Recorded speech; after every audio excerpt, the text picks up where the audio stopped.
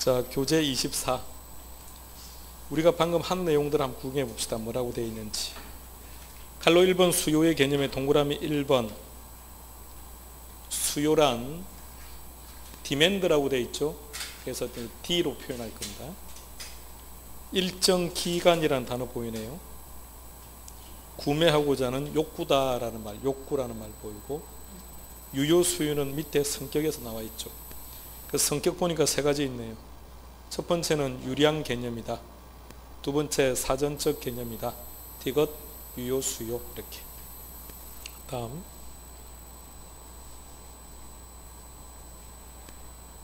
28페이지 가볼까요? 3절 제목이 뭐라고 되어 있습니까? 수요량의 변화와 수요의 변화. 늘 시험에 나온다고 보시면 돼요.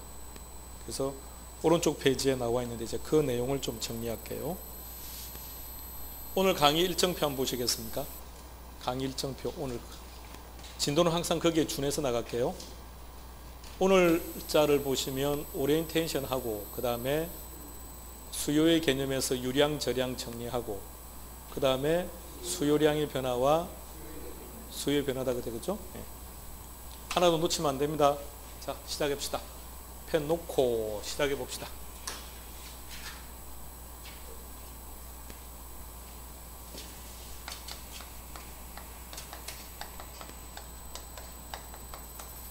읽어보세요. 수요함수라는 것은 어떤 거냐면 수요에 영향을 주는 요인과 수요하고의 관계인데, 이렇게 합시다. 아파트 수요라고 하면 아파트 수요. 아파트 수요에 영향을 주는 게 어떤 게 있을까요? 자, 우리가 아파트를 살까 말까 지금 고민 중이라고요. 살까 말까. 거기에 영향을 주는 요인들이 무엇인지 한번 언급해 보세요. 가격. 아파트 수요니까 아파트 가격도 있을 것이고, 단독주택 가격 또한 단독주택의 가격도 아파트 수요에 영향을 줄 겁니다. 또 시간이 좀 흘러가니까 이제 지쳐서 이제 말할 힘도 없나요? 자, 또 아파트 수요에 영향을 주는 요인들.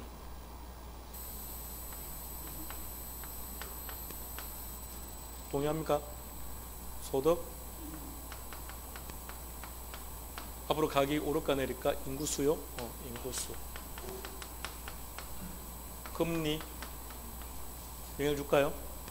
등등등등. 무수히 많은 게 아파트 수요에 영향을 주겠죠. 그럼 이 둘의 관계, 얘네들하고 아파트 수요하고의 관계를 학교 다닐 때 수학 시간에 펑션, 그래서 함수겠죠. 함수.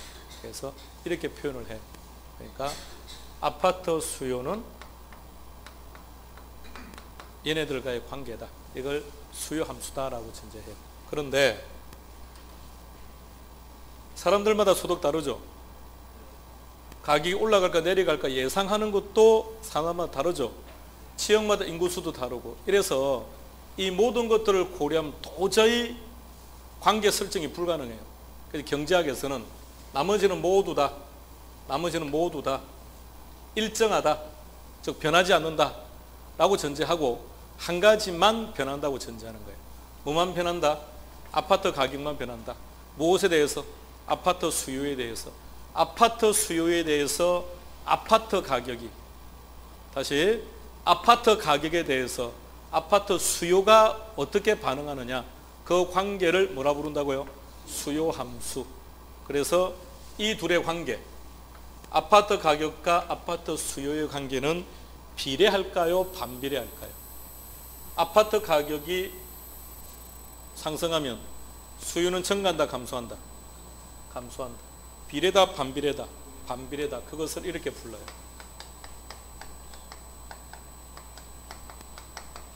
이렇게 불러요.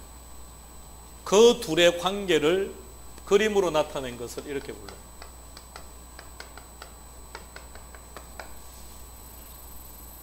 지금은 암기 안 할 거예요. 지금은 개념만. 나중에 5월달쯤 되면 제가 이렇게 설명할 거예요. 수요 땡땡, 수요 땡땡, 수요 땡땡 이런 말이 나오면 무조건 둘만 찾아라. 가격과 수요량만 찾으라고 설명할 거예요. 지금은 외울 필요 없어요. 자, 그래서 이 둘의 관계, 무엇과 무엇의 관계, 아파트 가격과 아파트 수요의 관계, 무엇과 무엇의 관계, 아파트 가격과 아파트 수요의 관계를 그림으로 나타낸 것을 뭐라고 한다? 자, 그래서 수요 곡선 한번 그려봅시다.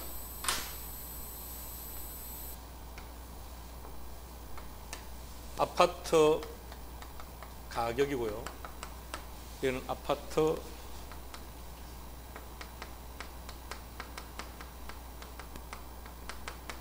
수요량이 됩니다.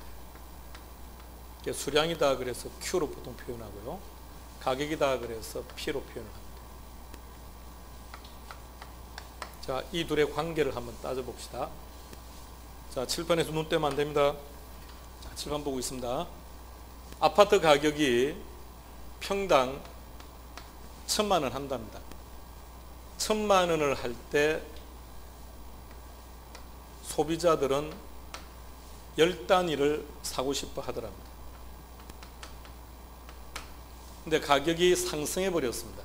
1,500으로. 이렇게 되면 수요량이 종전보다 증가합니까? 감소합니까? 감소하겠죠. 1,500 해. 그럼 나는 내 채밖에 사고 싶은 마음이 없다. 그러면 가격이 하락을 해버렸습니다. 500으로. 그럼 종전보다 더 많이 20단위를 사고 싶어 하더랍니다. 이 말에 동의하십니까? 그러면 아파트 가격과 아파트 수요량의 관계가 비례입니까? 반비례입니까? 반비례하네요. 가격이 상승하면 수요량이 좀 감소하고 있네요. 그래서 그들의 관계를 이제 나타내려고 합니다. 그림을 잘 보세요. 1,500 한다. 몇 채를 사려고 합니까? 여기를 편의상 A점이라고 할게요. 여기를 B점이라고 부르고 여기를 C점이라고 부릅시다. 이때 A점, B점, C점의 이름을 이렇게 불러요. 뭐라고 부른다고요? 경제학적인 정의를 할게요. 경제학적인 정의 이렇게 합니다. 주어진 가격 하에서 최대한 사고자 하는 양. 자, 함께 해봅시다. 시작. 주어진 가격 하에서 최대한 사고자 하는 양. 이게 경제학적인 정의입니다. 우리는 그거 기억 안 할 거예요. 자, 일단 그걸 뭐라고 부른다고요? 수요량. 그럼 이제는 이 수요량들을 연결해 봅시다. 수요량을 연결하면 노란색 형태의 그림 하나가 만들어집니다. 이것은 소비자들의 소비 패턴을 나타내고 있다 그래서 수요 곡선 이렇게 불러요. 디맨드 커브다 그래서 보통 이렇게 D 이렇게 표현할게요. D. 자, 표현해서 D 제로라고 부르겠습니다. 자, 그림 잘 보세요. 그림의 형태는 비례입니까? 반비례입니까? 반비례죠. 만일 가격이 상승할수록 양도 증가한다면 그림은 이렇게 만들어져야죠. 동의하시겠습니까? 참, 그림이 지금 반비례 관계라는 말입니다. 그래서 그래프 형태는 어떻게 만들어지느냐? 좌측 상단에서 우측 하단으로 내려갑니다. 이것을 우하향한다는 표현을 씁니다. 뭐라고 한다고요? 우하향. 그래서 수요 곡선의 생긴 모양이 어떻게 된다고요? 우하향. 이렇게 만들어집니다. 그림 잘 봐요. 수요량, 수요 곡선. 자, 그림에서 확인하세요. 연결하고 갑시다. 얘를 정의할 겁니다. 수요 곡선을 칠판에 있는 단어만 가지고 정의할 겁니다. 다른 생뚱맞는 단어 가지고 오지 마세요. 자, 수요 곡선 정의해 보세요. 수요 곡선이란 뭐다?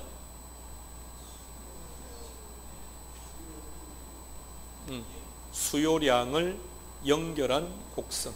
가능하겠죠? 다시. 수요 곡선이 뭐라고요? 수요량을 연결한 곡선. 그럼 이번에 반대로 수요량을 정의하세요.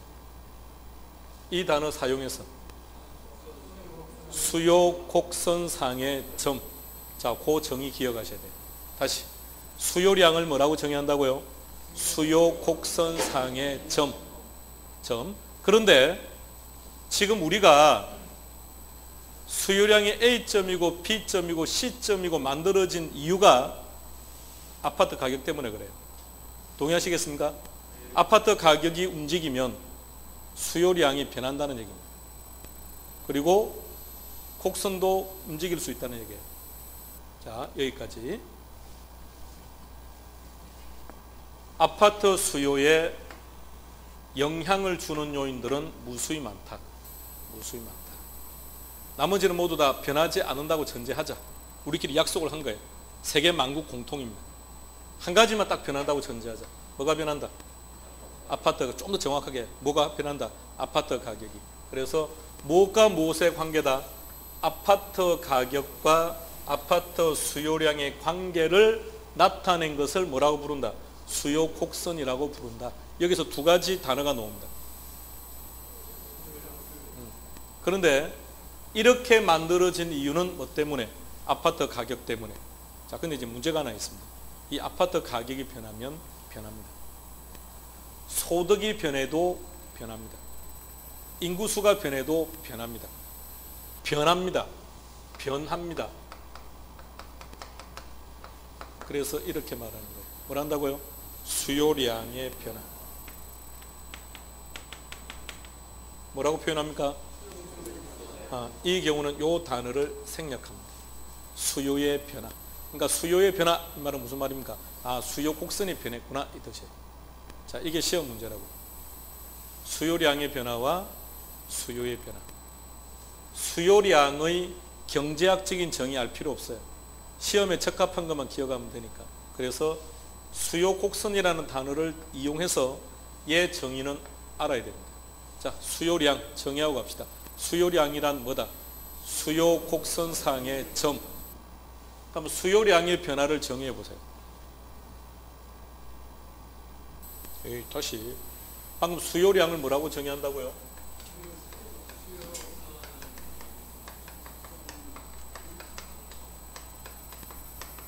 수요 곡선상의 점이라고 했습니까? 그럼 똑같이 수요량의 변화는 수요 곡선상의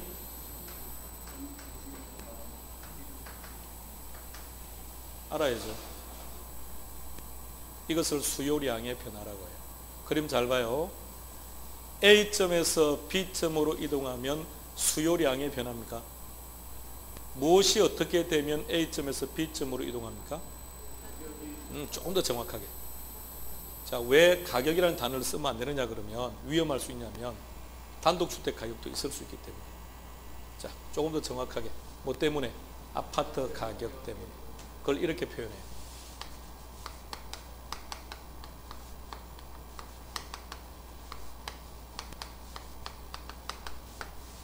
당해 재화의 가격. 이게 콜라 수요 곡선이라면 무슨 가격?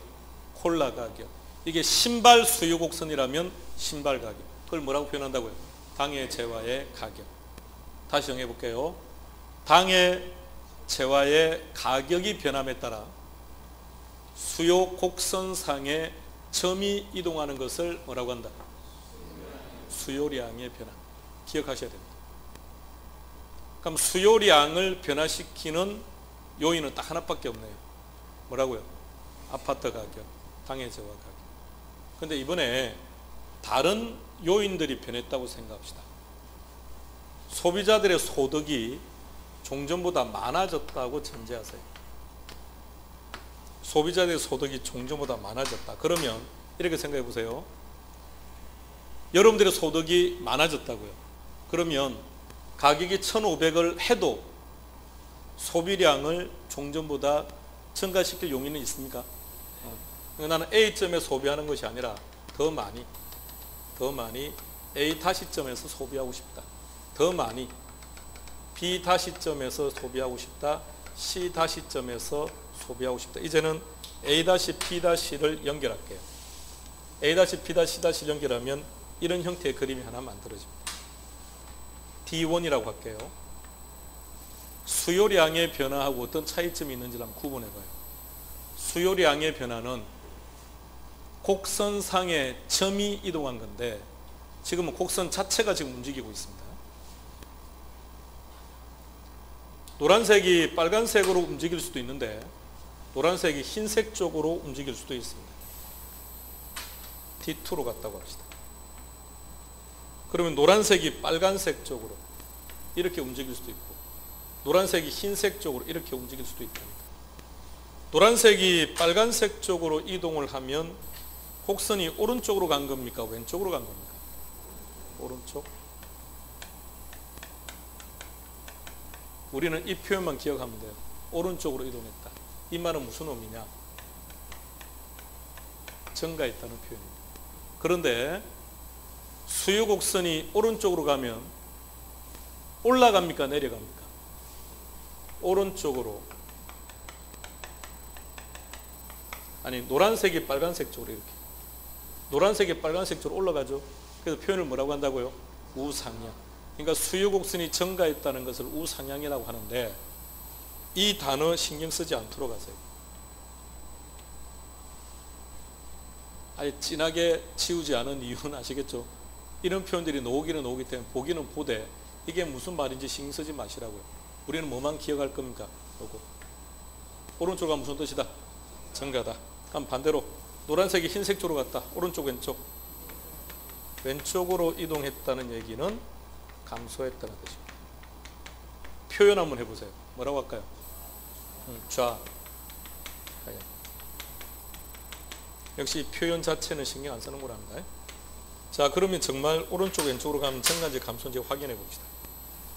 동일한 가격을 기준으로 해보세요. 1000만 원. 동일한 가격을 기준으로 해보세요. 종전에 있던 노란색 수요 곡선 얼마나 사고 싶답니까? 그런데 오른쪽으로 갔습니다. 그러니까 사고 싶은 수량이 어떻게 됩니까? 증가하네요. 많아지죠. 곡선이 왼쪽으로 갔습니다. 수요량은요 감소하네요. 그러면 오른쪽으로 간다는 말은 무슨 말? 증가. 왼쪽으로 간다는 말은 무슨 말? 감소. 곡선 자체가 움직였습니까? 이걸 뭐라고 한다? 수요 곡선의 변화. 그래서 수요의 변화. 그럼 수요의 변화는 정의해 보세요. 뭐라고 할까요?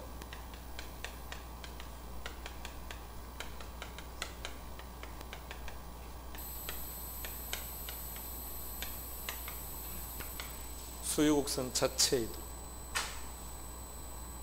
자, 다시 갑니다. 앞으로 갑시다. 제목 쭉 읽어볼까요? 시작. 이것은 무엇과 무엇의 관계?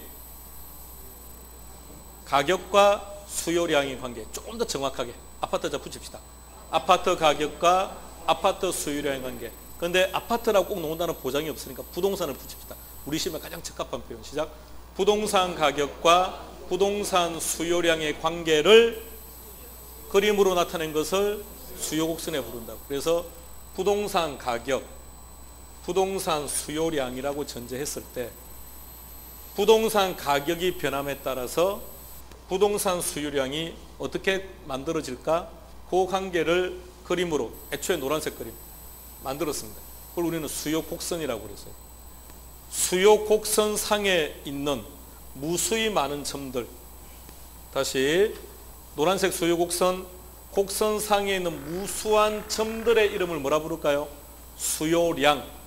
그런데 그 수요량이 움직였다면 뭐라 부른다고요? 수요량의 변화. 그럼 수요량의 변화는 뭐라고 정의하면 됩니까? 수요 곡선상의 점의 이동. 뭐 때문에? 그게 시험 문제라고요. 뭐 때문에 변합니까? 가격 때문에. 조금 더 정확하게 당해 재화 가격, 부동산 가격 때문에. 네, 그게 시험 문제라고요. 그러면 수요의 변화는 뭐라고 정의한다고요? 왜 변합니까? 부동산 가격 이외. 여기서는 예를 들어서 소득을 예를 들었는데 금리나 주가나 등등등이 변해도 변하니까. 그러면 제목 읽으세요. 제목 수요의 변화. 시작. 수요량의 변화와 수요의 변화를 구분하는 기준은 딱 하나. 그게 뭐다? 가격. 좀 더 정확하게 당해재화 가격, 부동산 가격, 아파트 가격. 얘가 변하면 답은 뭐가 된다? 수요량의 변화. 그게 아니면 무조건 수요의 변화. 자, 이제 헤어질 겁니다. 머리 맑게 하시고. 오늘 2개는 알고 가야죠. 수요의 개념을 통해서 유량과 저량 정리했고요. 그 다음 지금 두 번째 하는 게 수요량의 변화와 수요의 변화들입니다. 늘 나오는 것들인가요? 이론적인 전개를 할 때,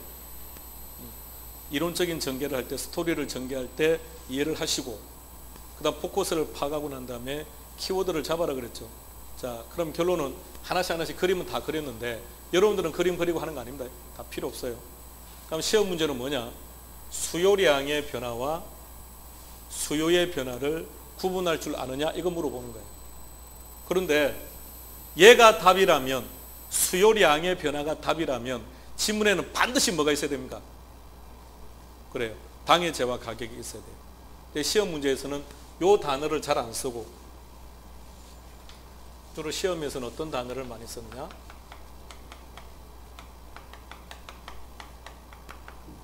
이 단어를 적겠습니다. 그 지문에 부동산 가격이 있으면 답은 뭐가 된다? 수요량의 변화. 부동산 가격이 없으면 수요의 변화. 그럼 부동산 가격 이외에는 어떤 것들이 있을까요? 수백 가지입니다. 수백 가지. 수만 가지입니다. 외울 수가 없죠. 그럼 구분은 어떻게 하느냐? 부동산 가격이냐 아니냐. 부동산 가격이 보이면 답은 수요량의 변화. 안 보이면 답은 수요의 변화. 끝. 자, 그 다음 두 번째 문제는 어떤 문제냐? 그럼 수요가 변하면 곡선 자체가 변하는 거죠. 곡선 자체가 변한다는 얘기는 오른쪽이든 왼쪽으로 가야죠. 오른쪽으로 이동하는 것은 뭐 때문에? 오른쪽으로 이동했다. 의미는 증가다. 왼쪽으로 이동했다. 이유는 감소다. 자, 그럼 두 번째는 뭘 물어보느냐? 왜 오른쪽으로 이동하느냐? 이게 시험 문제입니다. 왜 왼쪽으로 이동하느냐? 이게 시험 문제입니다. 자, 한쪽만 알면 되죠.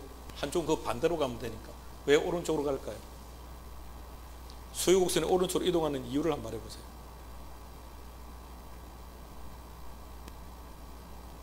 이 생뚱맞은 표정은 무슨 뜻인가요? 예? 구매력이 증가했다. 다른 말로 말하면 소득이 증가했다. 좋아요. 소득이 증가하면 오른쪽으로 가요. 또 그러니까 부동산 가격 2배인데, 그러니까 2배를 구체적으로, 맞아, 2배 맞는데 구체적으로 금리가 낮아졌다. 오케이. 또요, 인구수가 증가했다. 좋습니다. 또 부동산 가격이 오를 거라고 예상을 한다. 자, 부동산 가격이 오를 거라고 예상이 되면 지금 사실 겁니까? 기다릴 겁니까? 지금 빨리 사야죠. 그러니까 수요는 증가죠. 그게 시험 문제라고요. 그러니까 방금 여러분들이 말했던 그런 것들은 아무도 안 틀려요. 그럼 뭐 때문에 틀리느냐? 얘 때문에 틀려요. 이걸 뭐라고 하느냐? 타재와의 가격이라고 해요.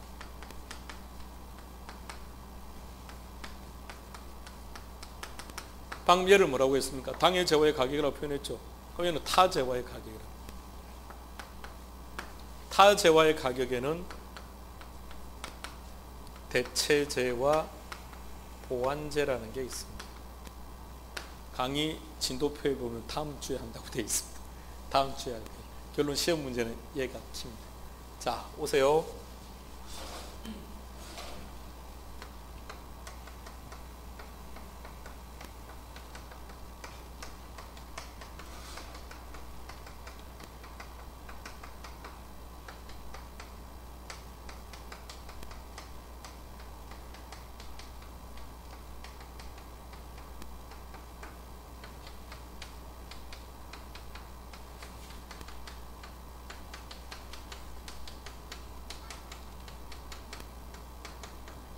얘가 해마다 출제되는 지문이라고 생각하시면 돼요. 이 지문이 언제 S인지 한번 결정해 보세요. 콜라 가격이 상승하면 사이다 수요가 증가하여 사이다 가격은 상승한다. 응? 현실적으로 여기서는 아무런 말은 없습니다만, 자, 콜라와 사이다를 한번 비교해 봅시다. 콜라와 사이다.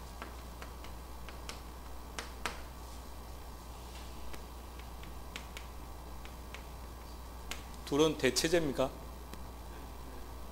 콜라 좋아하십니까? 사이다 좋아하십니까? 사이다를 좋아한다. 그런데 둘은 대체제라고요? 다시 갑니다. 콜라를 좋아하십니까? 사이다를 좋아하십니까?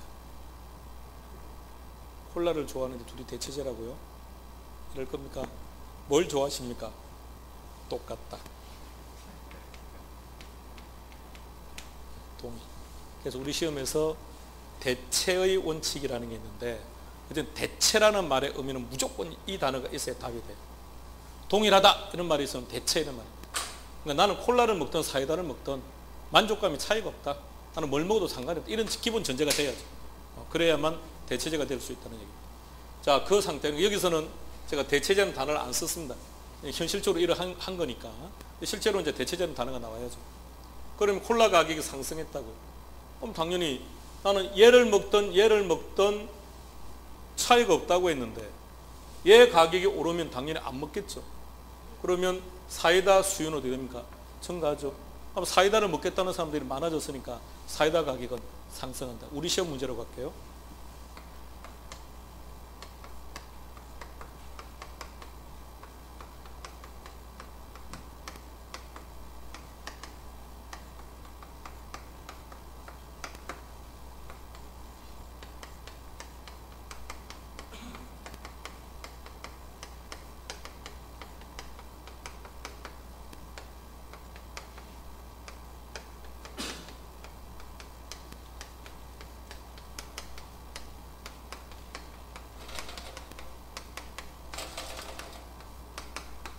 이게 시험 문제입니다. 우리 시험.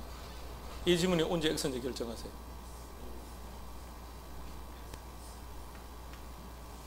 둘은 대체제입니다.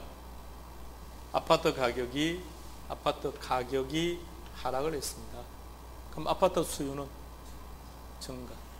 그죠? 그럼 단독주택의 수요는 감소. 그럼 가격은 이게 시험 문제예요. 자, 그러면 콜라 가격이 상승하면 콜라의 수요는 어떻게 된다? 감소한다. 그럼 콜라를 안 먹으면 사이다 수요는 어떻게 된다? 증가한다. 그럼 사이다 가격은 어떻게 된다? 이게 시험, 이게 결론이에요. 자, 그래서 이렇게 답을 찾아가야 되는데 문제는 이렇게 하면 시간이 뎁다 오래 걸립니다. 한 3분 걸리면 한 문제 답 결정해요. 그럼 의미가 없어요. 그래서 이렇게 기억할 거예요. 대체제, 가격과 가격의 관계, 비례. 맞나요? 가격과 수요의 관계, 비례. 그래서 다음 주에 할 겁니다. 오늘은 잠시 이제 개념만 이렇게 할 거라는 거 하는 거예요. 대체제 그러면 우리 머릿속에 이 단어만 딱 들어갈 거예요. 대체제는 뭐다? 비례다. 앞으로 대체제가 뭐냐고 물었을 때 콜라와 사이다 이런 이상한 말도 안 되는 소리 하면 큰일 납니다. 그런 거 떠올리면 안 돼요. 대체제는 뭐다? 비례. 단 무엇과 무엇이 비례인지는 알고를 있어야 돼요. 가격과 가격, 가격과 수요. 자, 다 같이 대체제는 뭐다? 비례. 무엇이? 가격과 가격, 가격과 수요가 비례. 이렇게 놓는 게 99%. 나머지 1%는 어떻게 놓느냐? 가격을 안 줍니다. 얘를 줍니다. 수요를 준다고. 그럼 비례가 아닙니다. 반비례예요. 그러니까 우리는 무엇과 무엇이 비례인지는 알고 있어야 된다는 얘기입니다. 근데 반대로 가격이 안 나오고 수요가 나오면 반비례로 가면 되는 거니까. 자, 다시 갑시다. 칠판 다시 앞으로 가세요. 수요 함수다, 수요 법칙이다, 수요 곡선이다. 이러한 용어들은 무엇과 무엇의 관계를 말하는 거다. 가격과 수요량의 관계를 말하는 거다. 그래서 이 단어 두 개만 딱 기억하면 돼요. 그러니까 시험 문제가 어떻게 나오느냐? 수요 함수란 이렇게 나옵니다. 그럼 나는 빨리 뭘 찾아야 돼요? 가격과 수요량만 찾는 거예요. 둘 중에 하나라도 없으면 틀린 질문입니다. 자, 그럼 이제 나머지는 모두 다 일정하다고 전제하고, 이 말은 이제 더 이상 몰라도 괜찮아요. 우리는 다 무시했으니까. 자, 이런 말들이 나왔다. 무엇과 무엇의 관계다? 가격과 수요량의 관계다. 그걸 좀 더 정확하게 갔을 때 당해제와 가격이라는 얘기입니다. 그래서 부동산 가격과 부동산 수요량의 관계를 그림으로 나타낸 것이 수요 곡선이었고, 그래서 노란색처럼 이렇게 우하향하는 형태, 오른쪽으로 내려가는 우하향하는 형태의 그림이 만들어집니다. 자, 만들어집니다. 그런데 이 수요 곡선상에 있는 무수히 많은 점들을 뭐라고 불렀다? 수요량이라고 불렀다. 그 수요량을 연결한 것을 뭐라고 불렀다? 수요곡선이라고 불렀다. 그런데 변하면 변한다. 당의 재와 가격이 변하면 변하고 당의 재와 가격 이외가 변해도 변한다. 그래서 우리는 수요량의 변화와 수요의 변화 이런 용어를 사용한다. 그러면 시험 문제는 뭐냐? 수요량의 변화와 수요의 변화는 왜 발생하느냐? 이게 시험 문제라고. 그러면 수요량의 변화가 답이다. 그럼 지문에는 뭐가 있다? 가격이 있다. 조금 더 정확하게 당의 재와 가격, 부동산 가격이 있다. 그런데 수요의 변화가 답이다. 그러면 당의 재와 가격 이외가 있어야 돼요. 소득이든 금리든 주가든 인구수든 이렇게. 됐습니까? 그러면 결과적으로 오늘 전제했듯이 스토리 전개할 때 파악해서 마지막 결론은 키워드를 기억하라고 했는데 키워드는 수요량의 변화와 수요의 변화에서 키워드는 뭔가요? 가격. 가격이 있다. 가격이 없다. 이게 답이에요. 근데 거기 조금 더 이제 넘어가서 조금 더 이제 그 과정을 조금 더 진부화 시키면 이렇게. 근데 이거는 몰라도 괜찮아요. 안 틀리니까. 틀릴 이유가 없으니까. 그래서 그림은 연습장에 그리고 하는 거 아닙니다. 단지 그림은 볼 줄은 알아야 돼요. 왜 그림을 볼 줄은 알아야 되느냐? T0가 T1으로 이동했다. 그 원인이 아닌 것 찾아라 이런 식입니다. 또는 수요곡선이 왼쪽으로 이동한 원인으로 옳게 연결된 것 찾아라 이런 식입니다. 그 의미는 아셔야 돼요. 자, 여기까지 오늘 전달하고자 하는 내용이고 다음 주에 다시 이 그림부터 시작할 거예요. 수요량의 변화와 수요의 변화를 가지고 이제 이런 나머지 내용들을 이제 하나씩 정리해 나가는 걸로 하겠습니다. 쉽죠? 듣는 순간은 전문을 나가는 순간 남는 게 별로 없어요. 그게 단점이긴 한데 자 개론은 앞으로 계속 이렇게 할 거예요. 1시간 칠판에 정리하는 분량 이게 전부 다입니다. 끝나면 그러니까 메모하실 필요 없고 열심히 듣고만 있다가 끝나면 핸드폰으로 찍어요. 찍어서 그럼 하루에 한 4장 정도만 찍 때 파트 찍지 말고요. 일단 뒤에서 전체를 다 잡아서 찍어요. 그게 좋으니까 그다음 확대해서 보면 되니까 전체적 흐름은 이렇게 할만하신가요? 응? 아니요 오늘 한 내용은 시험 치기 전날 10월 말에도 이거 할 겁니다. 오늘 하는 내용은 10월 말까지 다 해요. 오늘 하는 내용은 1년 내내 절대 빠뜨리지 않습니다. 왜? 제일 중요한 것들만 지금 계속 하고 있으니까.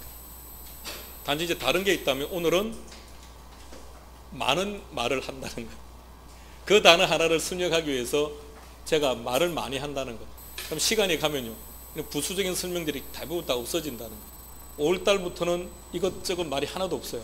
5월달부터는 이것저것 말이 하나도 없이 딱 하나밖에 안 나와요. 수요량의 변화와 수요의 변화를 구분하는 기준은 가격이다. 가격이 있으면 가격이 없으면 이것밖에 없어요. 시험 칠 때까지. 지금은 이제 잡다하게 말을 많이 쓴 겁니다. 1월 달에도 잡다하게 말은 많이 할 거예요. 한 2번 정도 들으면 이제 전체적 흐름은 충분히 이해될 겁니다.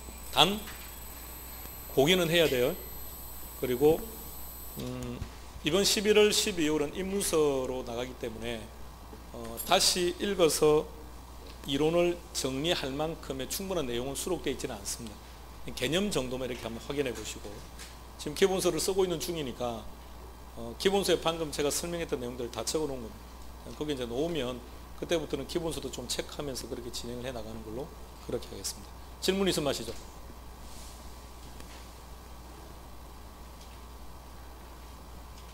앞으로 부동산 값은 올라가는 겁니까? 내려가는 겁니까? 응? 중개사 공부를 시작하는 그 순간부터 전문가입니다. 단지 우리가 지금 시험 보면 점수가 안 나오는 게 문제지. 우리 이미 전문가 길에 접어들었으니까 주변에서 물었는데 내가 어떻게 알아? 이렇게 하면 웃기지 않습니까? 어때요? 향후 부동산 값은 올라가는 겁니까? 2017년 부동산 값은 올라가는 겁니까? 아니면 내려가는 겁니까? 응? 도합. 또요. 제일 좋은 대답에 빠져나가기 좋은 데다. 제일 쉽게 움직이는 방법. 시장에서 가격이 떨어진다라고 막 말하면 올라간다고 말하세요. 시장에서 오른다고 난리치면 내려간다고 말하세요. 근데 이제 실제 시장에서 막 올라간다고 난리치면 현실적으로 또 자극을 주기 때문에 올라갑니다. 내려간다라고 말하면 또 올라갑니다. 현실 시장은 별로 움직이지 않는데, 정보가 중요하다는 것은 동의합니까? 이제 조금씩 이야기가 좀 더 가속화돼서 나오게 될 부분인 것 같은데요. 나오는 게 난 당연하다고 보는데, 최순실이라는 사람이 대통령의 연설문을 봤다는 게 쪽팔리고 부끄러워서 외국에 나가 있는 우리나라 사람들은 참 부끄러워서 미치겠다고 말하는데, 실제 가슴에 와 닿습니까? 응? 그러니까 최순실이 대통령 연설문을 미리 봤다는 게 정말 자존심이 상해서 미치겠고 밥맛도 없고 정말 그렇게 피부로 확 와닿습니까? 자, 그거 하나. 두 번째, 어찌되었든 그들은 우리가 볼 수 없는 우수한 정보를 봤다는 얘기예요. 그죠? 정부의 정책을 그들은 미리 봤다는 얘기입니다. 그렇다면 그들은 분명 그것을 어떤 형태로든 이용해서 우리보다 투자를 먼저 했을 거고 차익을 분명히 많이 봤을 겁니다. 그것이 이제 여론화되고 공론화되어서 놓으면 그때는 어떨까요? 기분이요. 이제 완전 기분이 더러워질 겁니다. 왜 거기까지 빨리 여론이 안 가는지 모르겠습니다. 어떤 이유에서 연설문을 봤다는 게 중요한 게 아니라 그들은 그것을 가지고 분명 어떤 형태로든 악용했을 거예요. 그들 재산을 정치시키기 위해서.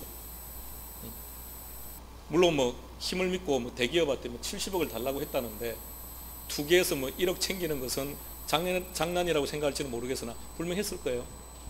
우리가 없는 모르는 정보, 우선해서 그들은 분명히 알았을 테니까. 그렇다면 결론은 우리가 낸 세금을 그딴 식으로 해서, 그딴 식으로 정치를 해서 우리 재산들이 소수의 그 사람 입으로 다 들어간 거 아닌가요? 그런 거 아닌가요? 근데 왜 재산을 환수하려는 조치를 안 취하는지 모르겠습니다. 차은택이라고 하는 친구는 재산 처분하려고 했다고 하지 않던가요? 빨리 처분 못하도록 했어요. 자산 동결해야죠. 법적으로 할 수 있으니까. 자산 동결하고 그것이 불법이라면 전부 다 환수시켜야죠. 환수시켜서 우리한테 환급을 해줘야 되는데 그럴 생각도 안 하고 있고, 그게 기분이 더 더러운 거고 나쁜 거죠. 그죠?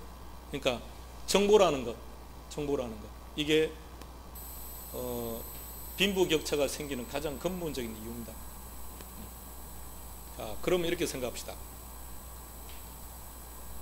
우리가 청와대 정무수석이 되면 돼요.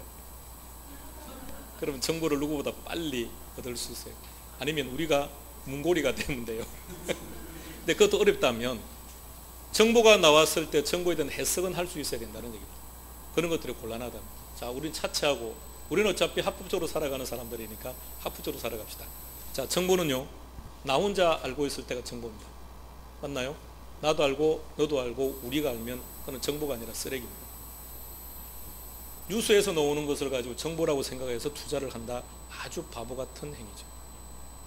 근데 이렇게 한번 생각해 보세요. 부동산 전문가, 저는 부동산 전문가라고 할 때 왜 그 사람들 전문가라는 단어를 붙이는지 잘 모르겠으나, 자, 부동산 전문가가 부동산 값이 떨어질 거라고 예상을 했다고 전제합시다. 정말 그가 그렇게 생각했고 그게 맞다면 그는 말하지 않았겠죠. 어떻게 했을까요? 지금 팔겠죠. 그죠? 그런데 미리 말을 해서 가격은 다 떨어질 거라고 모든 사람들이 알고 있고 동의를 해서 모든 사람들이 다 집을 내놓는다면 자기 집값도 같이 떨어질 텐데요. 앞뒤 말이 안 맞아요. 올라가는 것이 정말 맞다면 그들은 올라간다는 말을 하지 않을 거예요. 정보는 공유되는 순간 정보적 가치가 없습니다. 그러니까 딱 기준 한 가지입니다. 나 혼자 알면 정보, 우리 모두 알면 쓰레기. 그러니까 쓰레기를 가지고 의사결정해서는 안 된다는 겁니다. 이제 점점 2월 달까지는 경제에 대한 내용들을 좀 계속해서 설명드리고 이렇게 합시다. 꼭 그게, 그러니까 스태그플레이션 같은 경우도 그냥 수업 시간에 이렇게 이런 과정 속에 스태그플레이션을 설명해요. 그게 시험 문제 불쑥 튀어나온 겁니다. 올해 같은 경우는. 그러니까 꼭 시험 문제에 놓은다 안 놓은다는 개념을 떠나서 경제 관련 지식을 조금 더 알고 있으면 개론을 이해하는 데도 일단 편하고요. 근데 저는 그것보다도 우리가 일단 경제 개념을 알고 있는 게 좋아요. 왜냐하면 미국에서 보편적인 용어는 우리가 말하는 변호사는 법률 변호사라고 말을 하고요. 미국은 공인중개사를 부동산 변호사라고 말을 해요. 그러니까 우리는 부동산의 전문가가 돼야 되는 거니까. 그러니까 부동산 시장이라고 하는 것도 경제와 연결되어져 있는 거 아닙니까? 그렇다면 어떤 경제와 관련된 지표들에 대한 해석용, 어떤 지표가 하나 툭 튀어나오긴 튀어나왔는데 그게 뭔지를 모르면 우리가 해석을 못할 거 아닙니까? 그래서 그런 부분들은 2월 달까지는 놓을 때마다 그때그때 이야기하면서 같이 공유하려고 할 겁니다. 그리고 3월 달부터는 이제 본격적으로 시험 준비로 들어가야 될 시기인 것 같아요. 그때부터는 가급적이면 얘기들을 많이 빼버리고 시험적인 부분들만 하는 걸로 하고요. 7월 달 되면 아예 뭐 시험 외적인 얘기는 안 할 거고요. 그 전까지는 경제적인 부분도 가급적이면 하고요. 정부가 정책을 내놓으면 우리가 함께 정책에 대해서 논의를 한번 해보면 돼요. 그럼 부동산 정책 공부할 필요도 없고요. 실전에 나갔을 때도 마찬가지입니다. 그러니까 정책의 효과가 어떻게 나타나는지는 좀 더 시간을 두고 지켜봐야 되지만 어찌되었든 우리 시험 끝나기 전에 결론들은 대부분 나와요.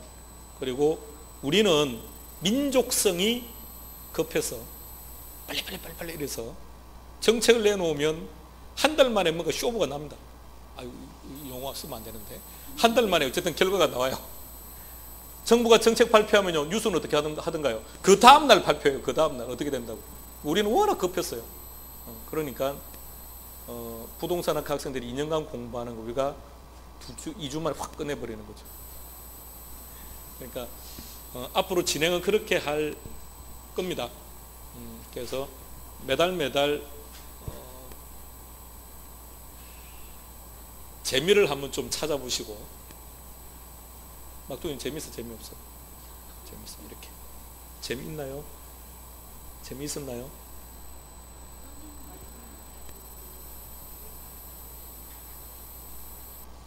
여기서 이해할 게 뭐 있었나요? 여기서 뭐 특별히 뭐 이해를 할 게 뭐 있었다고 이해? 자, 그렇죠. 용어들이 매일매일 그런 경험될 겁니다. 생전에 사용하지 않았던 용어들이 툭툭 튀어나오고 막 이럴 거예요. 어떤가요? 우리는 내 마음속에 있는 대로 표현합니까? 때로는 내 마음속에 있는 것을 반대로 표현하기도 합니까? 전자도 있고 구자도 있습니까? 그걸 나중에 이제 민법 시간에는 의사표시라고 말해요. 내 마음속에 있는 건 의사고 내 입을 튀어나온 것을 표시해요. 이게 일치될 수도 있고 불일치할 수도 있고 이렇게 공부해요. 그러니까 우리가 일반적으로 사용하던 용어를 이제는 법률 용어로 바꾸고 전문 용어로 바꿔야 되니까 당연히 일정 기간 동안 고통스럽고 괴롭겠죠. 그러나 빨리빨리 익숙해지도록 노력하시고 몇 달 안 남았습니다. 한 4개월 정도 지나면 여러분 입에서도 법률 용어가 툭툭 튀어나오고 그래요. 이런 용어도 다 튀어나와요. 전문 용어. 앞으로 뭐라고 표현한다고요? 수요량의 변화와 수요의 변화 이렇게 표현하는 거예요. 이 둘을 구분하는 기준은 뭐다? 가격이다. 가격이다. 가격이 있으면 답은 수요량의 변화. 가격이 안 보이면 답은 수요의 변화. 근데 그 수요 곡선이 오른쪽으로 이동했다는 말은 증가했다. 왼쪽으로 이동했다는 말은 감소했다. 다음 주에 뵙겠습니다. 수고했습니다.